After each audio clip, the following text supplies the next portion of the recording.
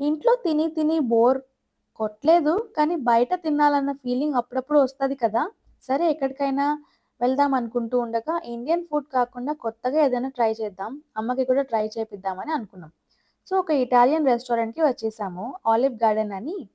ఇంకా లేట్ చేయకుండా మెనూని బాగా స్టడీ చేసి ఒక 3 ఐటెమ్స్ ఆర్డర్ చేశాం. అపెటైజర్‌కేమో spinach artichoke dip with flat bread and ఈ బ్రెడ్ స్టిక్స్ ఏమో అన్‌లిమిటెడ్ అంట. ఎవరు తింటారో అన్ని బ్రెడ్ స్టిక్స్ చెప్పండి మెయిన్ కోర్స్ వదిలేసి.